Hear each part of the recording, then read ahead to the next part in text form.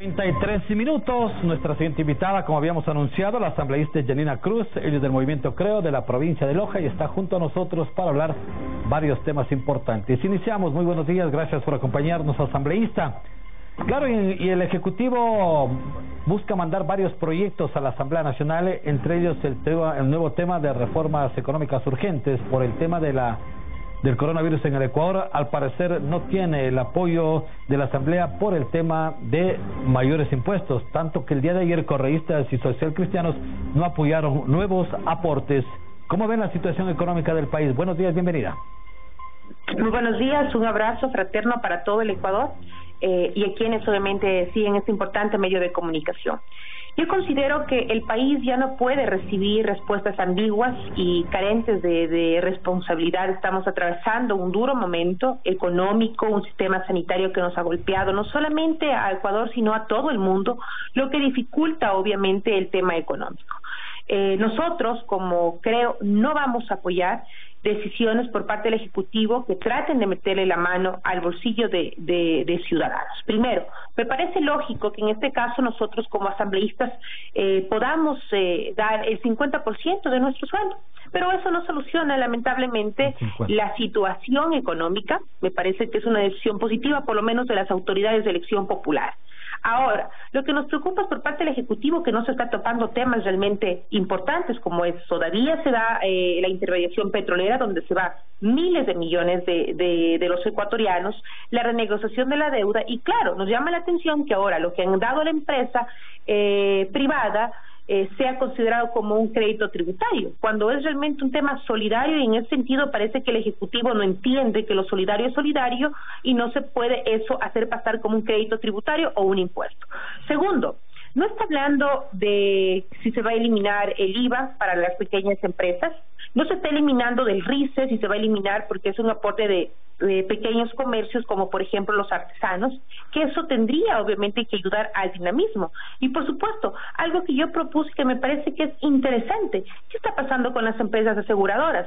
Un ciudadano cuando asegura, por ejemplo, su vehículo, cuando asegura ahora su casa, cuando asegura, ellos pagan una gran cantidad de dinero, pero muchas de las veces no se puede pasar por dificultades para hacer uso de ese seguro. Por lo tanto, se está sugiriendo que el 20% de lo que han pagado en este año sea devuelto a las personas que tengan algún seguro. Y algo importante, si ya se obliga, por ejemplo, a los centros educativos privados en reducir el 20% de las pensiones por este ambiente solidario, hay que preguntarnos si esto no afecta también en los ingresos de estos centros educativos privados. A lo mejor puedan recortar docentes, a lo mejor puedan cerrar estos medios públicos privados. Por eso se puede tranquilamente dar créditos blandos por parte de la banca pública a estos medios con la finalidad de estabilizar el ambiente laboral. Y la pregunta que nos hacemos todos los ecuatorianos, ¿existirá o no despidos en el país?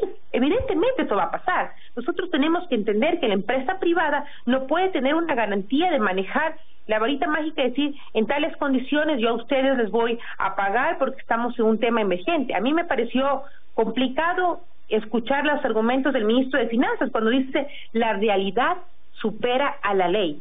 Perfecto. Pero si van a despedir a la gente, que indemnicen. De alguna manera esto puede evitar los despidos masivos y evitar que estas familias sigan sufriendo este desgaste importante. Y lo más importante que piden los ecuatorianos, ¿cómo va a responder la banca? ¿Qué va a pasar con los ciudadanos que tienen créditos hipotecarios?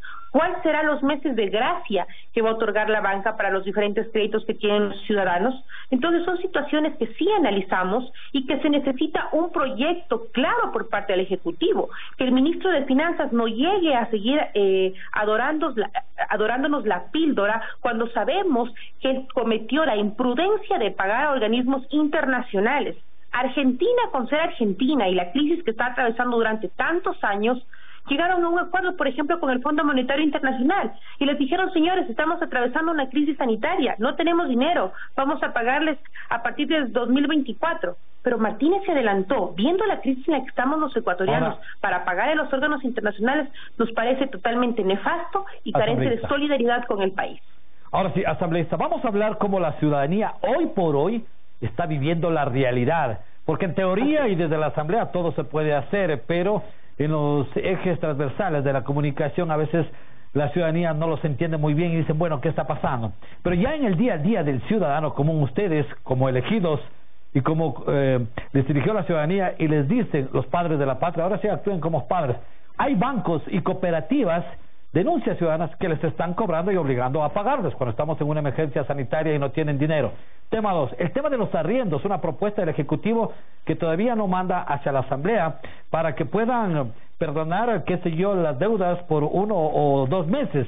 Hay gente que está desesperada en el país, asambleísta, y ustedes como Asamblea tienen que ponerse la mano en el corazón, aparte de lo que ustedes han dado, esa ayuda de su salario. Ahora sí necesitan de ustedes, que ustedes suban esa credibilidad de la Asamblea hacia los ecuatorianos. Gente que está siendo despedida gente que los bancos, las cooperativas no les están haciendo caso omiso de lo que dijo el gobierno, están buscando sus formas de cobrarles sus dineros. 3, el tema de los arriendos, gente que vive del día al día y que no tiene que comer y que tiene que salir a vender. ¿Cómo dar solución a estos problemas? Bueno, primero decirle algo. No soy indiferente al dolor de muchos ciudadanos que están atravesando este inconveniente económico. Yo quiero decirle que yo soy de la provincia de Loja. Así es. Que aquí la dificultad de los arriendos son muy complicados. Mi propuesta al Ejecutivo fue claro. Nosotros no podemos imponer al dueño de la casa porque es un contrato entre privados, el dueño de la casa y la persona que arrienda. Pero sí podemos obligar a que los municipios puedan garantizar solidaridad con los que arriendan sus pequeños negocios, porque todo está cerrado, porque no han vendido nada y porque no pueden pagar. Las personas, los dueños de la casa que sean solidarios, tendrían que tener ciertos estímulos, como por ejemplo, reducirles el 50% de pago a los servicios básicos. Las personas que ayuden al arrendatario a que no salga y no votarlo, podrían, por ejemplo, gozar de un incentivo que paguen menos el 25% del impuesto predial. Que hay posibilidades, por supuesto que hay posibilidades, pero hay que decirle al Ejecutivo, claro, ¿por qué han enviado un proyecto económico para nosotros poder sugerir, para poder criticar y para poder dar nuestro aporte?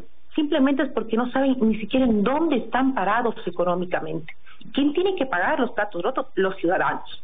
Y esto ha sido un tema que realmente nos ha preocupado cuando otros países están atravesando crisis.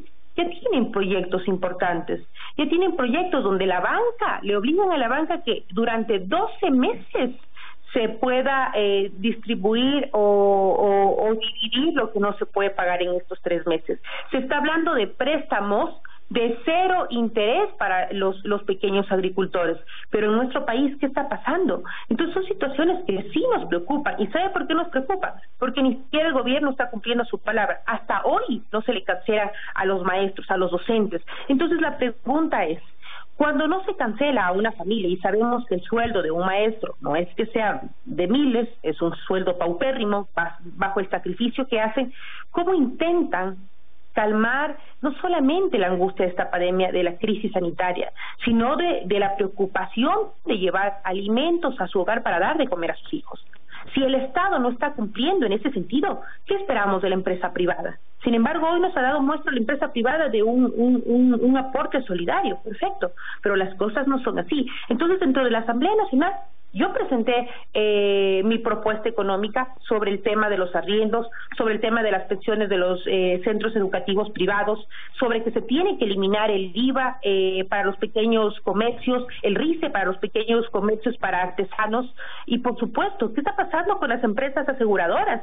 Todos hoy tenemos que dar nuestro brazo solidario, pero lo importante es esto, decir al presidente qué está pasando con la renegociación, qué está pasando con la intermediación petrolera. Asambleísta. Él puede tener tranquilamente la solución, así que nosotros estamos en la espera de que el Ejecutivo, porque él es quien puede subir o bajar impuestos, presente un proyecto de ley a la Asamblea Nacional. No sé qué estamos esperando. Hoy comparece el señor Richard Martínez en la Asamblea Nacional. Él tiene que explicarnos un sinnúmero de temas, detalle, para saber en dónde está el recurso de los ecuatorianos. Ahora, asambleísta, como vuelvo y le repito, todo queda en palabras. Si el Ejecutivo no ha podido mandar ese proyecto urgente económico por el tema del coronavirus, también el Ejecutivo propuso flexibilizar el pago de los arriendos para evitar desalojos, pero el proyecto todavía no le llega a la Asamblea. No sé qué está pasando. Les vuelvo y les repito, ahora es cuando la Asamblea, hablo de todos los asambleístas, que tienen, y es el deber de ustedes, de poner cosas que beneficien a los ecuatorianos. Sin embargo, ya se hablan que por muchos actores políticos, empresarios, a la propia ciudadanía, que lo mejor fuera es que no exista la asamblea o que se rebaje el número de asambleístas para las próximas elecciones. Hoy van a vivir un tema político diferente, pero hoy es cuando en este tema la ciudadanía requiere de ustedes. Sé que están haciendo por cada uno de los asambleístas cosas importantes, pero la cosa es que se decrete, que se firme y que se autorice para que las cosas no vayan en vano, sino en realidades. Por supuesto, usted bien lo ha dicho, cada uno bajo su responsabilidad está haciendo su trabajo, pero eso no es suficiente para responder o para dar una solución al país, coincido con usted. Y eliminar la asamblea sería darle toda la potestad al Ejecutivo, eso no podíamos tampoco permitir. Segundo, yo fui una de las primeras que apoyé el proyecto del alcalde de Quito, de Jorge Yunda. Me parece indispensable eliminar el número de asambleístas. No se necesitan tantos asambleístas para tomar decisiones serias, conscientes, humanas y respetando los derechos humanos en un país. Entonces, en ese sentido, me parece que la responsabilidad es por parte del Ejecutivo. Y yo sí voy a traer unas palabras que dijo un periodista. Es tiempo que el Ecuador tenga presidente. No tenemos presidente, tenemos ministros que cada quien sale de acuerdo a sus intereses políticos a disparar propuestas que no se cumplen. Entonces la Asamblea Nacional tiene que ser ese órgano independiente y frenar el carro, por supuesto, al presidente cuando no esté en concordancia con los intereses ciudadanos. Ahora, la única persona que puede ver un proyecto económico es el Ejecutivo. No sé qué está esperando, por eso hoy es indispensable escucharlo al señor Martínez. Y ojo, el señor Martínez pagó una deuda aproximadamente de 400 millones recién a los organismos internacionales, asegurando que pagando eso vamos a tener 2.000 millones de dólares. ¿Hasta dónde hemos visto que ingresar esos 2.000 millones de dólares?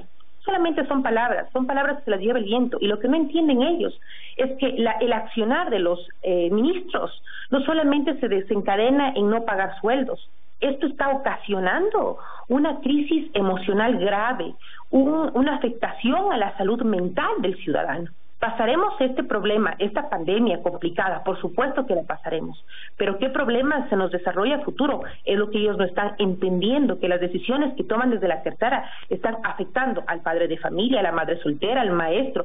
Si ni siquiera tienen insumos para poder cuidar la vida de nuestros médicos y enfermeras, de las personas que están a la primera línea, como policías, como militares, imagínese usted.